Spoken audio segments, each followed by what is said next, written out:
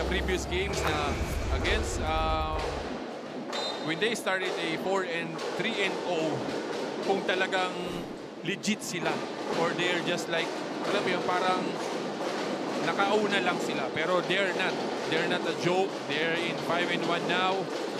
Maganda ang ipinapakita nito, Perpetual. Goho Cruz.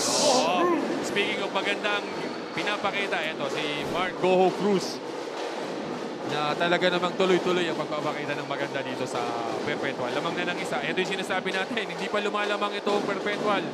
Simula nung opening quarter natin. Ngayon, lamang na sila ng isa dito sa pagsisimula ng ating second half. Offensive foul on number 28. Maglupay setting up. Mark Goho Cruz.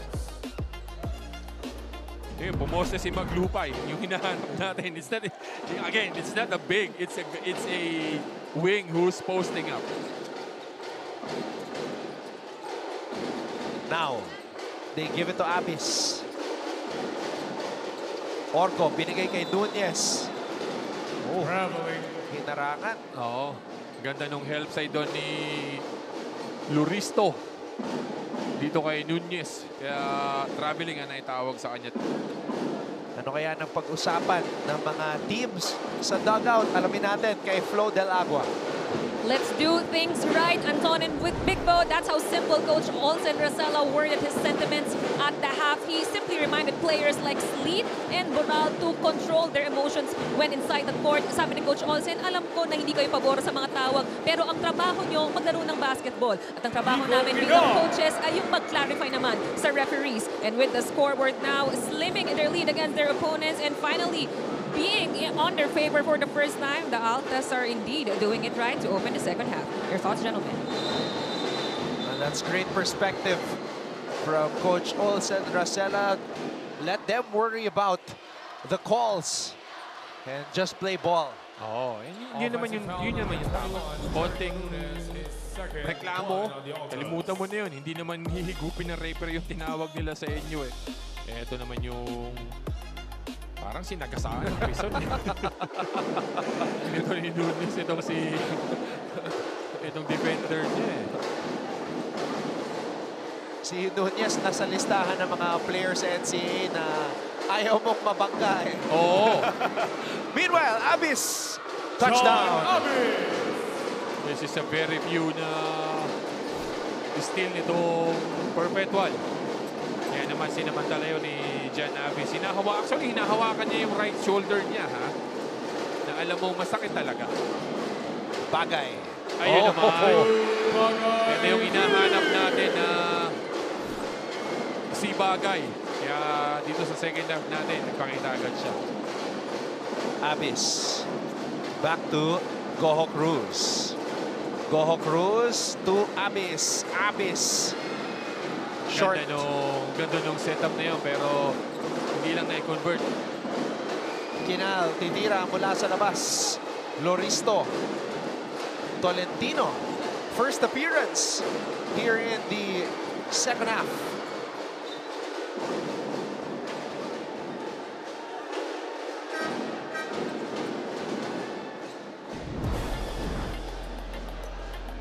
Ito yung steal ni Jan Avis.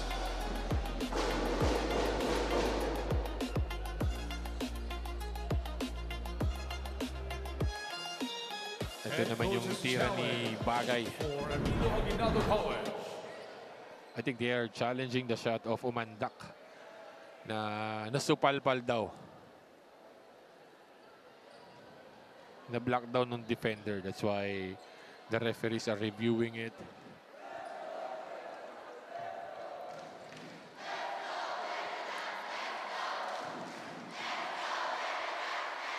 I can see John holding on to that right shoulder, yes, Bo. It's really bothering him. It is. Mahirap yan. Lalo na kung shooting arm mo. Kung kaliwa yan, puluputan mo lang yan ng kung ano dyan. Sobrang alam mo yun, parang sobrang nipis. Ayun naman. Kaya ibinigay ng ating mga referee sa EAC ulit ang bola dahil nakita nila doon sa review na nasupalpal ni Mark Goho Cruz yung tira ni Umandak na yun. 7 seconds on the shot clock. 7 seconds to shoot. Tolentino. Bagay. Bagay, baseline spin. Ayun! Fade away. Balik sa 4 ang kalamangan nitong EAC. Orgo. Goho Cruz to Nunez. Orgo. Maglupay. Good rebound para dito kay Maglupay. Naunahan niya dun si Bagay sa pwestuhan sa offensive rebound. Kaya siya ang nakakuha ng offensive rebound ngayon. Ito yung poste ni Bagay kanina. Napapasuntok si coach doon sa ginagawa ng mga players niya. Uy! We have to respect itong ginagawa ni assistant coach Noy Catalan. Again, wala po si coach Jerson Cabiltes today. So si assistant coach Noy Catalan tumatayo bilang head coach ngayon para sa EAC Generals. And they were able to establish a 14-point advantage in the first half. Pero ngayon, bakbakan na to. Perpetual versus EAC. Kung kanina 14, bumaba na sa 3. What a Ganda. catch! Uy! Yun Sayang. lang! Bitin! Wow! Libre-libre na doon si Luristo. Orgo. Nagbintis lang. Ito, they have a mismatch here with Nunez at the post. Kaya lang, di nila pinuntahan. Goho Cruz. Yun naman! Steady move para dito kay Mark Goho Cruz. Walking foul on number 28. Jello Loristo is third. Foul pa itong si Luristo who challenges Jello Loristo. itong si Goho Cruz. Deo Lucero. Goho Cruz, the super sophomore. Jello Lumanda. 9 points para kay Goho Cruz. Balik dito si Octana at si Lucero para dito sa EAC.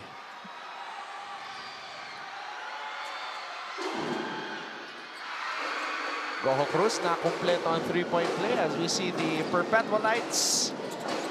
Good crowd for the Perpetualites and the Emilians today. Uy! Hindi mo rin talaga masusundutan eh. Magulang din eh. Uy! Libre-libre. Oh, what a pass. Kinal for 3. Wala. And Nunez with a rebound. Ganda yung rebound ni Jericho Nunez doon. Maglupay.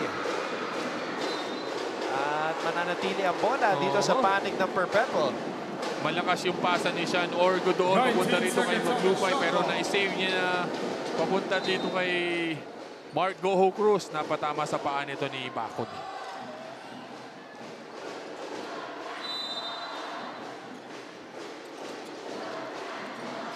Abis. Malakas. Ito na naman si Mark Goho. Nasupalpal doon ni Bakod.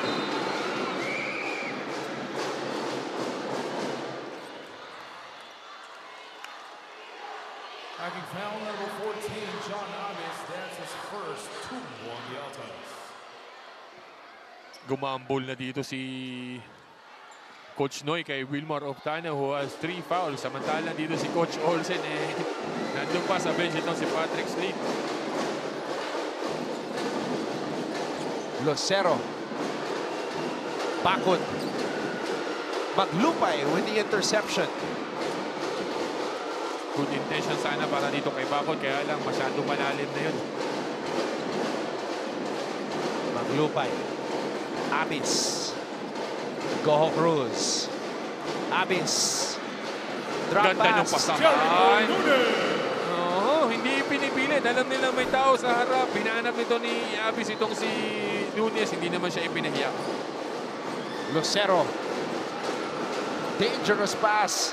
Bakod somehow finds a way to catch it. Put it up. Second servings. Wala. Twice in a row. Actually, it's a good shot for Bakod. He's going for it. He attacks it really hard pero hindi lang talaga nauhulog. Land of the Giants. Lalo na pag may Nunez at Abis. Yun lang. Ayun naman. Itong si Wilmar Oftana medyo natutulog doon sa baseline. Kaya kumat itong si John Avis. Nahanap ito ni Mark Goho Cruz. Ito yung pasahan dun sa ilalim oh. Time out. Perpetual Alta. Perpetual with 12 assists as a team. We have a timeout.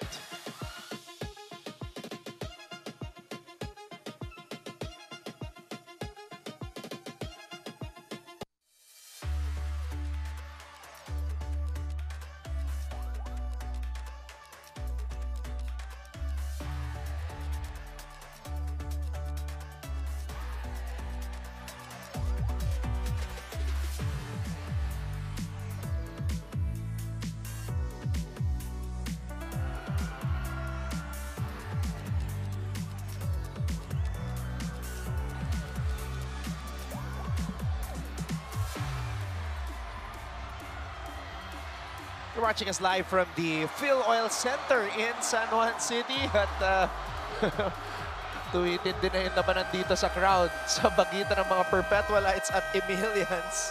And you can see it here sa ating fan cam. Shout out to our communities here in the NCAA. Ating mga Emilians from Emilio Aguinaldo College and the Perpetualites from Las Piñas. Oo, malayo yung pinanggalingan ng isa from the south pa Itong mga Emilians na andyan lang yung sa may kabilang kanto. Pero it's a good Wednesday crowd for the NCAA. Talagang involved ito dahil alam nilang dikdikan itong laro na ito. 47-45 in favor of Perpetual. Na lamang na ngayon ng dalawa. And there's Two Abis shots for John Abis. holding on to that taped right shoulder. Oo. Malakas. Medyo malakas yung tira ni John Avis doon. Pinagpahinga muna si Jericho Nunez. Balik dito yung mainit nung second quarter natin na si JP Boral. Yep, Boral in 8 minutes in the first half. 7 points, a steal, and the rebound. And Boral, ball was tapped outside as he went up for the rebound. 14 seconds on the Pero shot mananatili ang possession dito sa Altas. DAC needs to box out dahil nga malalakas tumalon itong Perpetual. Kailangan nila itong box out in and let the ball drop in front of them. Hindi mo pwedeng sabayan ito ng talo na dahil nga mas mahaba ang galamay nito. Maglupay. Boral. Ayun naman. Mark Goho Cruz with 12 dire-diretso points. itong si Mark Goho Cruz galing dito kay JP Boral. Who gets the ball at the elbow to a cutting Mark Goho Cruz. Basket yun. Lucero. Lucero again. Pero Lucero. Nananahimik kanina. Ito na. Itong si Lucero. Boral. Quick handoff para kay Casinillo. Goho Cruz. Abis. Back to Mark. Casinillo mula sa kanto. Good find para dito kay Mark Goho Cruz na kanina pa nag-aantay itong si Casinillo dito. Dahil nasa help side itong si Lucero. Ito naman si Wilmar Oftana sa taas. Iyon naman. Wilmar Oftana. Grabe yung palitan dito. Oo. Walang gusto magpaiwan pero lamang ng tatlo ang Perpetual dito. Goho Cruz. Boral. Casinillo from the corner. Wala. Back to back sana. Ayan Boral. naman yung rebounding nito. L.A. Casinillo. Perpetual. Makita mo, lamang sila sa talunan eh. Tatlong nakaputi ang nandun eh. Napasuntok sa ere si Daddy. Nakashoot. 5 straight naman points. si Bakod. Kanina pa hinahanap ni Lucero itong si Bakod. Kaya lang hindi siya mga convert coming off that drop pass. Casinillo. Abis. Back to Casinillo. Casinillo, Pinoy step. Casinillo. Traveling. Called for traveling. Timeout. Emilio We have a Aguinaldo. timeout. Perpetual now ahead 54 to 49. 5 straight points from Leobert Casinillo.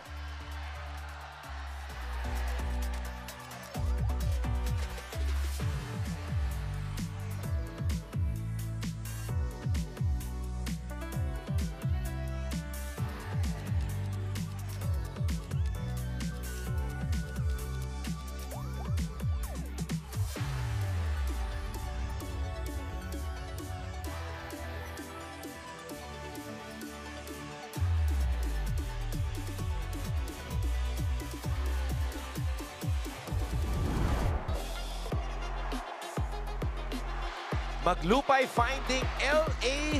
Casinillo for 3. Napatayo yung kanyang family after this made triple. And then Boral finding him as he finished with the left hand. L.A. Casinillo with 5 straight points para sa Perpetual. And there's the family all the way from the UK with Daddy Leo naman. Casinillo.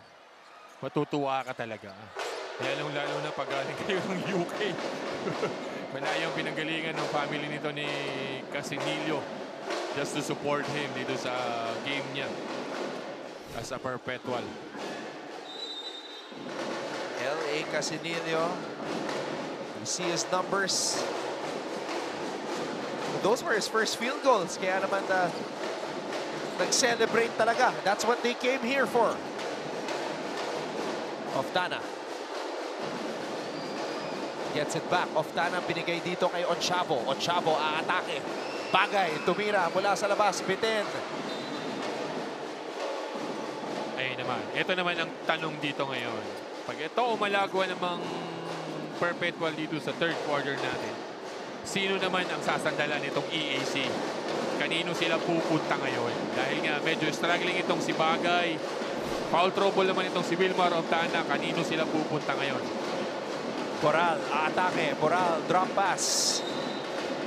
At babalik ang bola sa EAC. He already had the shot there sa pwede nang i-floater pero hinanap niya pa rin yung tao dun sa ilalim na maraming nakakuyog eh.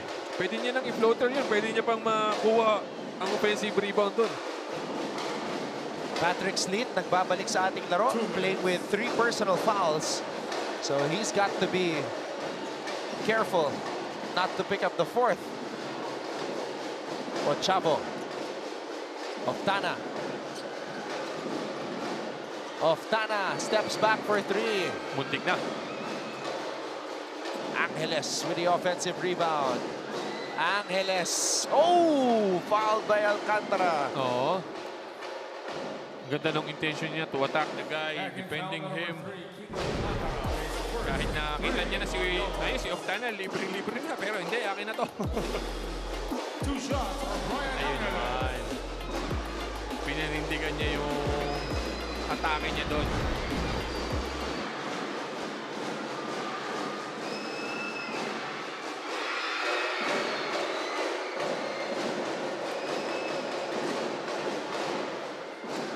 Itong EAC kasi, ang magiging tanong dito sa kanila, wala talaga silang legit na go-to guy eh. They have the usual Wilmar Oftana na ano, pero hindi siya yung ibigay mo sa kanya yung bola, gagawa niya ng paraan eh, di ba? He is a, kumbaga, kailangan mo siyang i-set up eh, hindi siya yung talagang pupuntahan mo siya on a certain play. Unlike Perpetual who has Patrick Sleet. Yes, oo. You have Slate, they have Mark Goho Cruz, you can go at times dito kay Jan Avis, they can go with Boral, di ba? Maraming option itong si Coach Olsen. Dito naman sa EAC, yun yung medyo hahanapin mo ngayon dito sa team na to. Kung kanino sila pupunta. Sleet. Kicks it out. Boral, Alcantara. Casinillo again from the corner. Rebound, Jude Bagay. Naandun na naman dapat itong si JP Boral sa offensive rebound pero sinigurado na nitong EAC yung bola na yun. Oftana. Out to backward. Bagay. Aatake. Bagay draws a foul. Nag-reach in doon si Tulabot. Foul number 15, Jim. Kaya natawagan siya ng foul. Ayun. Handshake para dito kay Tulabot. Ina-argue ni Coach Olsen na sa baba pa lang, wala pang lack of shooting. Pero sabi ng ating referee na 2 shots daw.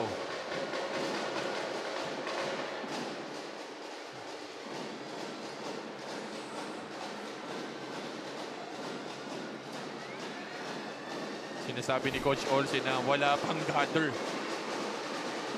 Kumbaga, wala pang legit na tira. Pero binigyan ng 2 shots itong si Bagay.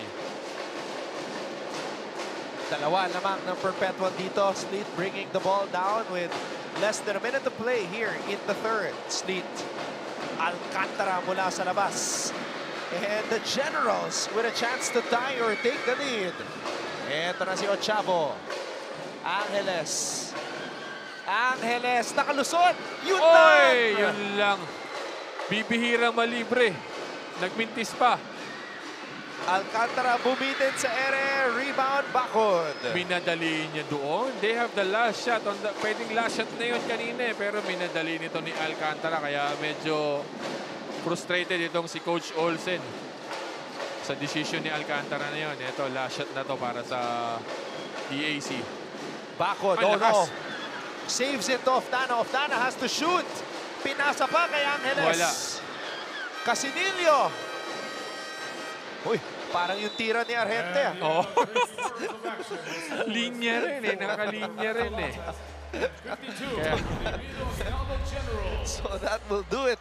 After 3 quarters lamang ang Perpetual kontra EAC 54-52. Magbabalik po kami for the 4th quarter. Tulabot and Boral. EAC naman, they have Angeles, Ochavo, Oftana, Bakod, and Bagay on the floor. ito yung quarter scoring natin. 15-25 in first quarter, 22-13. And then, pagdating ng third quarter, 17-14 in favor of Perpetual. Pero ito, kanina pa natin hinahanap na pwedeng maging go-to guy dito sa EAC. Ito si Wilmar Oftana, tinirahan na ganitong si Boral Sabi ng niya, tres. go-to guy baka mo? Oo, ito. Teka lang. Boral, umatake. Boral finding Tulabot. Oh, yes, sir. The Boral, Bo, no, is a very unselfish player. Oo. Actually, he has the shot already. Ito yung offensive rebound. Nakita niya walang tao sa harap niya. Kaya range ko to. Titira ko na to. Nasasobrahan minsan sa pagiging unselfish itong si Boral eh. Meron na siyang, alam mo, meron na pwede niyang i-floater or i-lay up. Hinahanap niya pa rin yung tao nasa ilalim eh. Tsaka sa laki at athleticism niya, hindi siya Oo. mabablock dun eh. Hindi din. Hindi talaga mahihirapan. Sa lakas siyang tumalon. Tsaka pagka, yun ang, pagka nagmintis siya, may tendency na siya pa rin na makakuha eh. Kasi siya ang lumayap eh. May tendency na makakuha niya pa rin yung offensive rebound eh. 55 all. With 9 minutes and 24 seconds to go, makibalita muna tayo kay Flo Del Agua. One major difference for EAC this season, wala na daw yung kanilang star players na usually nagtatapos ng kanilang fourth quarter. With that, Jude Bagay told me, sa panahon ngayon, kada possession namin hindi mo alam kung sino yung pupuntos. Just like what Big Bo said for the Generals, the label of the main guy is still a void to be filled. They may have defaults like Oftana and Kinal, but Jude Bagay told me in this final minutes, malalaman natin kung bagay din sa label ng main guy, si Jude Bagay. Gentlemen. Tingnan natin, hapakan natin yan, ha? Jude Bagay. Oo. Nagpipresenta na. Di ba? Presenta yung sarili. Mali mo naman, di ba? Hindi naman masama as long as kaya mong panindigan. Oo. Dahil nga, yung ganong klase ng level of a player, mabigat yun eh. Oh. Tsaka, di ba, sa basketball, pag gusto mo maging go-to guy, kailangan makapalabo ka mo. Oo. Baga, yung kumpiyansa mo sa katawan mo, talagang umaapaw, matindi. Di ba? Yeah, interesting. If this game goes down to the wire, sino? We will see. Sino magsa-step up dyan? Kasi wala na sila yung katulad nung yung pagsanghan, Gortiza. diba? Gortiza na pagdating ng crunch time, may pupuntahan ka. Early this season, nakita natin itong si Patrick Sleet ang lumalabas na go-to guy kapag crunch time para sa Perpetual. Abis picks up the ball. Casinillo. LA puts it up. And that's a foul on Abis. Oo. Casinillo was asking for a foul doon sa atake niya. Pero yun nga, pag hindi pumito ang referee, tuloy lang. Kailangan bumawi on defense. Hindi ka pwede makipag-argue sa mga referee natin dahil nga, pag walang tawag, hindi na nila babawian yan. Hindi nila mahahabol yung foul na akala mo.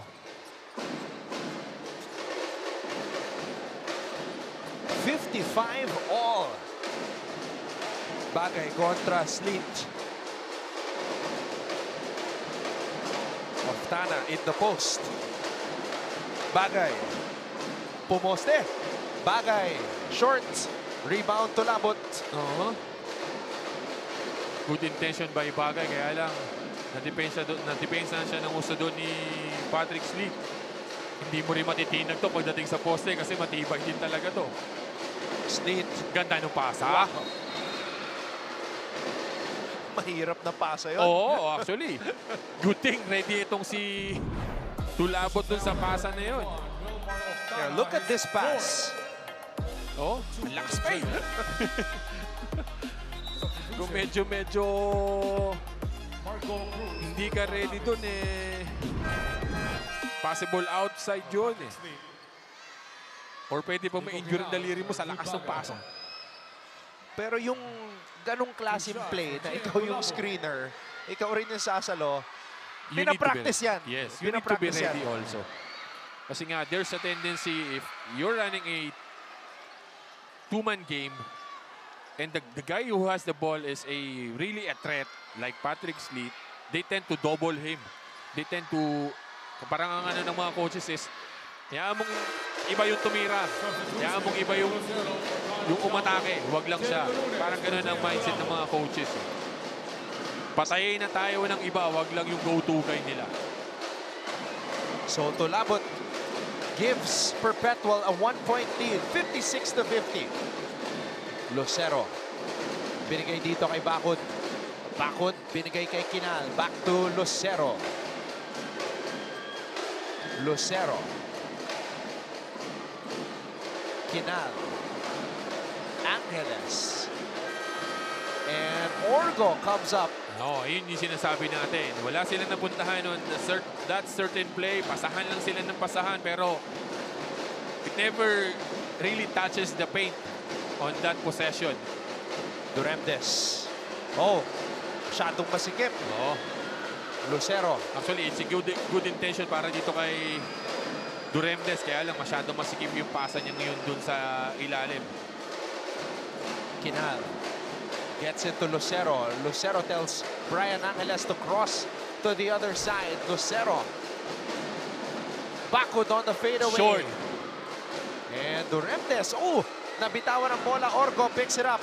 Ito na ang altas. Tumatakbo. Abis to Orgo. Tinamaan si Lucero dun. Duremdes in the paint. Duremdes with a find. Abis gives Perpetual a 3-point lead. Timeout. And because Perpetual had a 5-on-4 advantage, they do take advantage and they take a 3-point lead.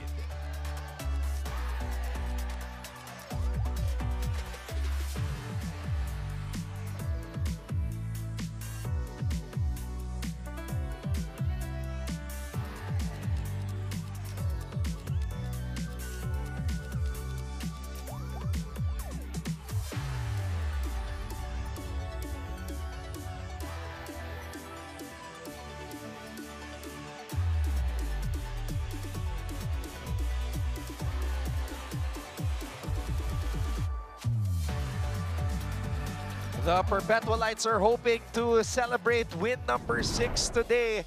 Pero pinapahirapan sila ng EAC. This was that last find by Kenji Duremdes, giving it up to John Abis dahil may 5-on-4 advantage itong Perpetual. Oo, hindi niya pinilit doon. Naka-cover talaga si Bakod sa kanya doon. Kaya nakita niya itong si John Abis na libre-libre sa ilalim. Sinuro naman ni John Abis yun. So eto na. Papunta na tayo sa home stretch. Kaya naman balik na ang starting 5 ni Coach Olsen Racela. Oh, ito na yung kumbaga pangdiinan ni Coach Olsen na pwede mo pang idagdag dito itong si Boral. Na isa rin sa mga pwede maging go-to guy nito ni Coach Olsen. Here we go. 3-point lead para sa Perpetual. Kinal back on the floor. Castillo is also back on the floor. They are running a zone. Itong Perpetual. Shot clock is reset to 14. Kinal to Castillo. Castillo to Shanoda. Shanoda. Bagay. Baseline jumper para kay Bagay. Naghahanap kayo ng go-to guy. Ito, teka lang, nandito ako. Sabi ni Bagay. Abis. Sleet. Goho Cruz. Nunez. Back to Sleet. Orgo. Libre. Top of the key 3. Wala. Short. Abis offensive rebound. Nunez offensive rebound and put back. Grabe yung sipag ng dalawang to. Nag-witness din si John Abis pero naandun pa rin si Jericho Nunez for that putback. Kaya balik sa tatlo kalamangan ng Perpetual, 60-57. Bakod. Kinal. Bola na kay Castillo. 8 on the shot clock. EJ. Castillo spins, falls down. Oh! Hinatak ni Patrick Sleep. Actually, out of balance na itong si Castillo. Nakita lang yung hatak ni Patrick Sleep doon. Ayun, yung kaliwang kamay niya. Wala na, off balance na talaga eh. Kaya tinawag muna ni Coach Olsen itong si Maglupay. Ayun niya isugal. Oo, hindi Apat pwede. eh. Hindi pwede. Same thing with Oftano who has 4 personal foul. He's still sitting on the bench. Kasi nga, one of the guy na who's playing well itong si Oftana. So hindi pwedeng mawala. Castillo. That Good was box for the out. Taisana. Oo. Good box out by Jericho Nunez para dito kay Shanoda. Oftana on the bench with 15 points, leading all generals in scoring. Goho Cruz. Abis. Abis on the drive, steps on the brakes. Goho Cruz. Maglupay for 3. Wala. Bakod with the board. Buti na lang nauna si Baku doon. Kung hindi, kuha pa rin yun ni John Abis. Kailangan itong bumax out itong EAC. Bagay from the free throw line.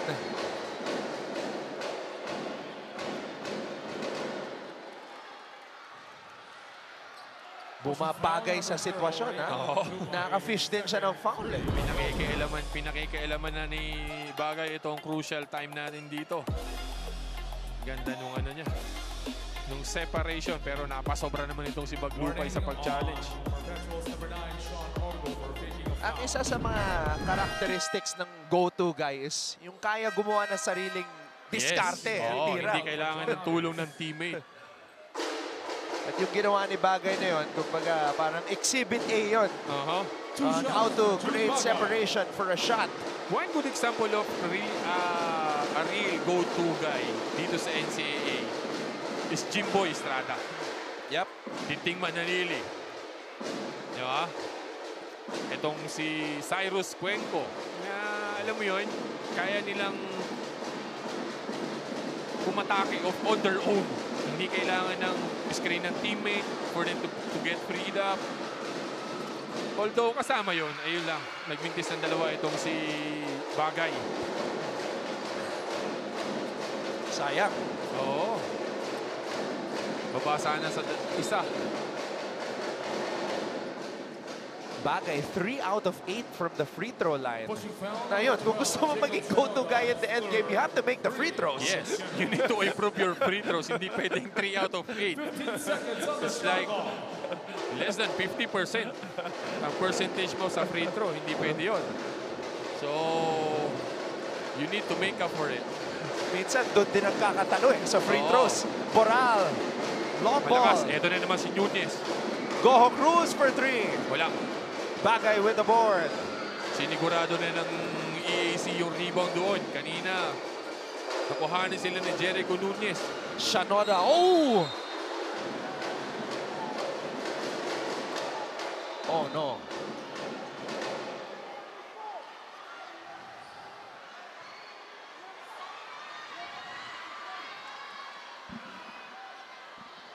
Goho Cruz is hurt. Nakita ni Jacob na tumalon na itong si Mark.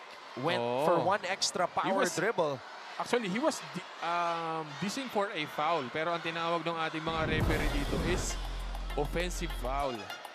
Ito eh, humake na eh.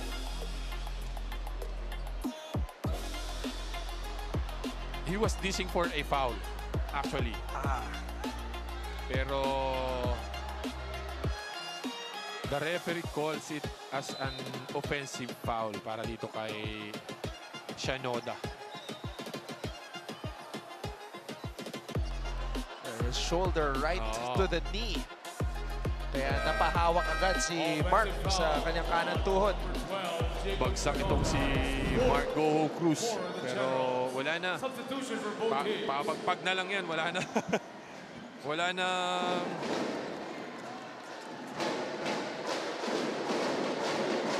First 5, or rather, first 5 plus Boral on the floor now for Perpetual. Nunez is on the bench. Sleet on the attack. Out to Boral. Boral, big shot on the way. Abis. Oh.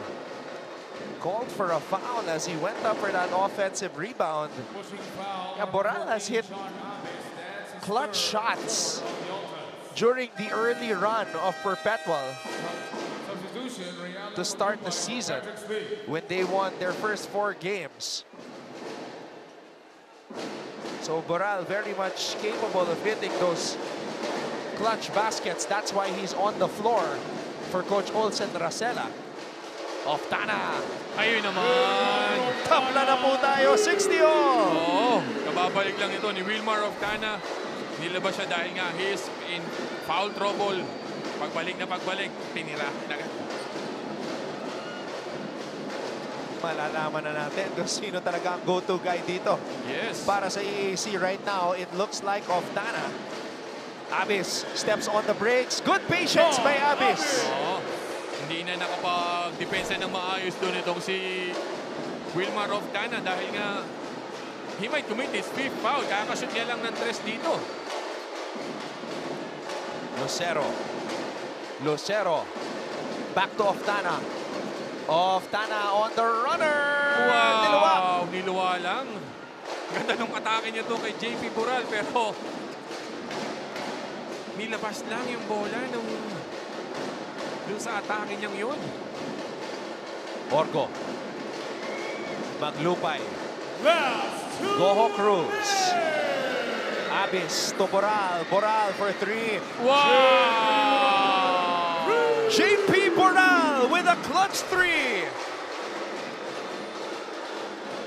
Kanina on his try, wala yun. Pero dito sinigurado na ni JP Boral yun. Lucero bumitin sa ere. Wala. Abis with a rebound. Pinilit na ni Lucero yung atake yun. 5-0 run for Perpetual. No. Hindi kailangan magmadali. The time is on their side. Orgo. Oh. Mali lang yung alam mo yun, yung pasa. substitution. good intention. Libreng-libre sana itong si Mark Goho Cruz. Kaya lang malayo. Ito yung tinira ni Wilmar of Tana. Coach Noy Catalan looking on. That tied the game. And then, itong tirang to, back to Perpetual ang laban. Ito yung tira naman ni JP Boral. Kinal for 3. Wala. Oh, Kinal getting his own miss. Off Tana for 3. Bitin, Sleet with the board. They have the chances, pero hindi nila ma-convert. The first one, it was Kinal. Ngayon, ito naman si Oftana. Ngayon naman, Goho Cruz. Oh, they're using the time kasi nga nasa side nila. Abis! Ayun naman. Masakit na balikan. Walang problema. John Abis with a clutch. Speaking of a go-to guy, hindi kailangang pahirapan ng basketball. Bigay mo sa kanya yung bola doon sa may comfort zone niya. 2 points para dito kay John Abis. 67-60. 7-0 run by Perpetual.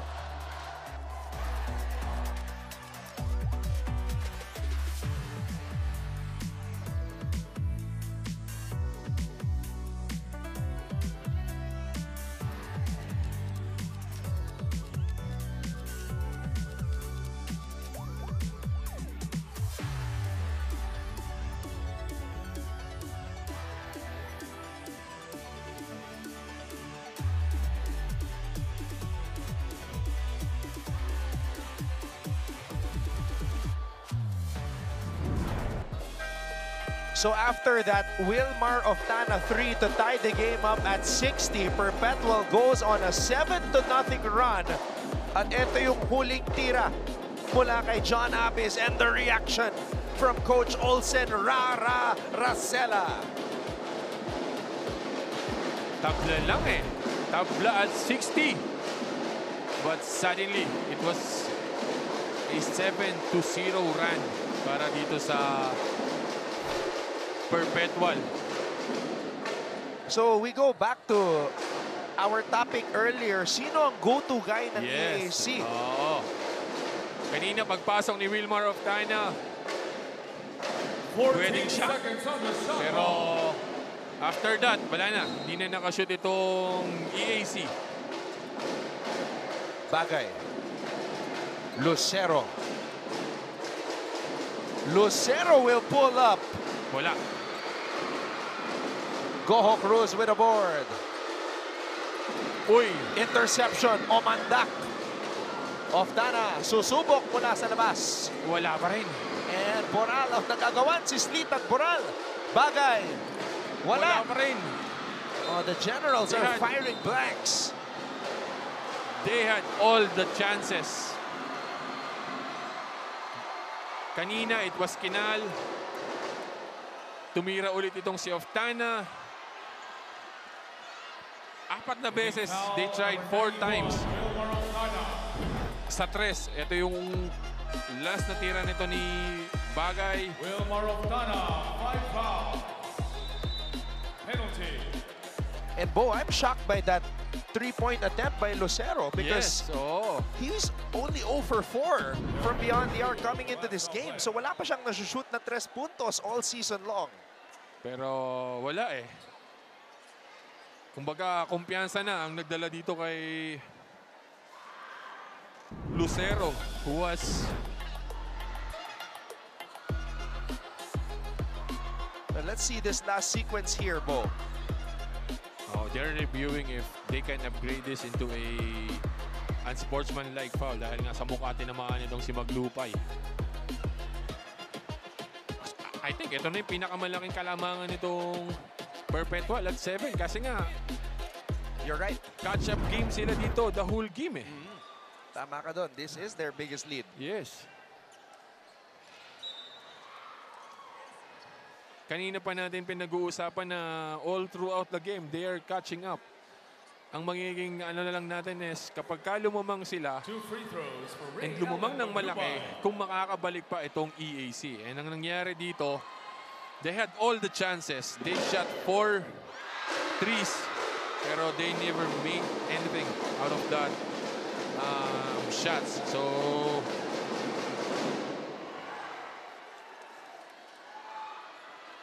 So Perpetual looks like they're well on their way to another win. Perpetual starting the season 4-0 and then suffering their first loss and only loss so far against Letran.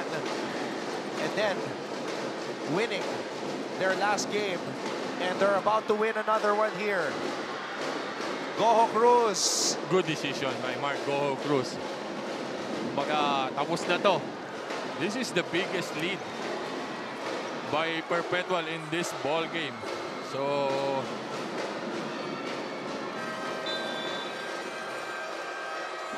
another win for Coach Olsen Racela and the Perpetual Altas. 6-1 now in the standings.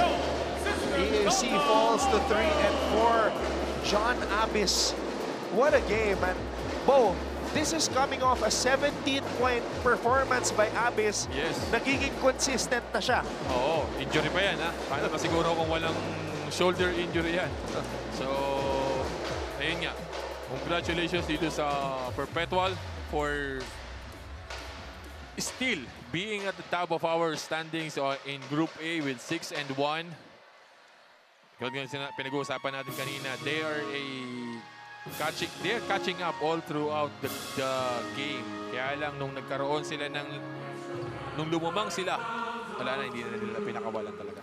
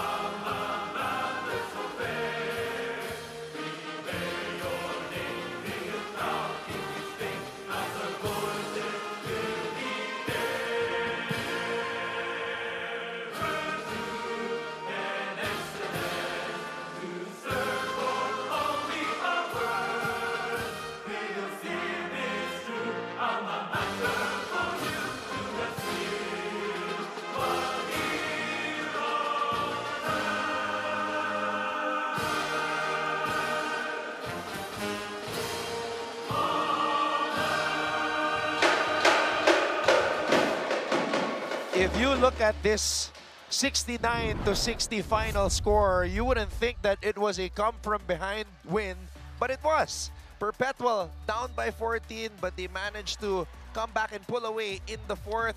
We'll take a break at sa aming pagbabalik, we will have some interviews and break down this matchup between the Altas and the Generals.